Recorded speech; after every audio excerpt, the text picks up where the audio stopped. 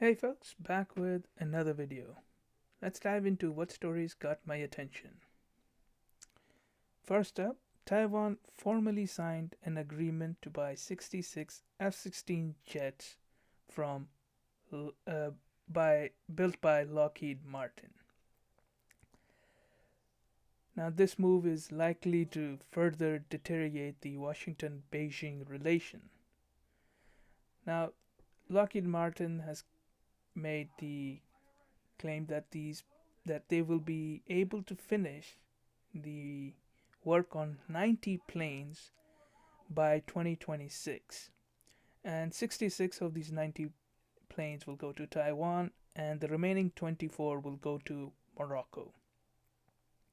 Now Beijing will most likely react negatively to this news, as it had reacted in last year when the US Congress approved of such a deal to begin with. Overall, I think Taiwan is an independent country, and I think the world needs to treat them as an independent country. I think we, as in in the overall picture, need to accept, and we need to tell the Chinese and the Beijing government that if part if if places like Taiwan and Hong Kong and various other territories or areas they claim as they don't want to be theirs, and there is some kind of history that they have been independent for quite some time, that they are to be treated as independent. Anyhow, moving on. A delay in the US-China trade review. Now, the delay was caused due to the scheduling conflicts on the Chinese part. Some Chinese analysts say that the delay is not a bad thing. Now, I suspect that this may have to do with the previous story about the F-16. Hopefully, a new date for negotiation can be arranged. The trade review is part of the deal that was signed by the two countries in January and was implemented in February. And as part of the deal, it requires a review in 6 months. Now, considering the broader context, these reviews are one of the few avenues left where the two countries can sort out their diplomatic issues directly.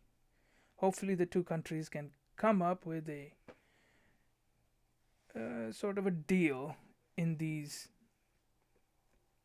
few avenues that they have left. Anyhow, moving on. Belarus is in crisis. Now, the Belarus elections were held recently, but they are broadly seen as not legitimate by the population in Belarus, and various foreign countries also either suspect the results or downright reject the results. Now, these they also reject Alexander Lukashenko as the legitimate president. Now, as the government ordered a crackdown on the protests, it may be a sign that Lukashenko is standing on thin ice, and as time goes on, we will find out what his fate is. His fate is now in the hands of the protesters, and if the protests persist after the crackdown, he may be forced out of his position. Now let's see what happens.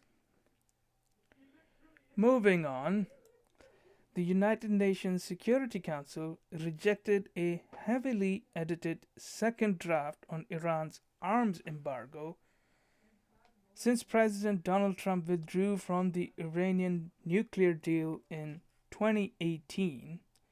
The world has slightly shifted in favor of Iran, and this action gave credence to Iran's claim that the US is not interested in peace. Now, Washington has warned that a failure to extend the embargo would cause them to trigger a snapback of sanctions, which could be implemented as early as next week. With respect to Iran, I believe the Trump administration has mismanaged the whole situation, and I hope that President Trump can come up with a new, improved, better deal with Iran. And finally, Burundi's government demands Belgium and Germany to pay 43 billion US dollars in reparations for colonialism. Now, Burundi is joining with the Democratic Republic of Congo for the reparations request. Now, the cause for the reparation is a messy business, and this has more to do with the respective governments failing domestically and using the reparations as a diversion from the issues. One must keep in mind that the empire is an old game, and just about everyone is in some way guilty of playing this game. And justice requires that I be not guilty for the sins of my father, because otherwise we will be stuck in a perpetual cycle of violence. Share your thoughts. What do you think? Does Burundi and Congo deserve reparations? Or is it too little too late? That's it for this video. If you like the video, then hit that like button and hit that subscribe button for future updates. I will see you in the next video.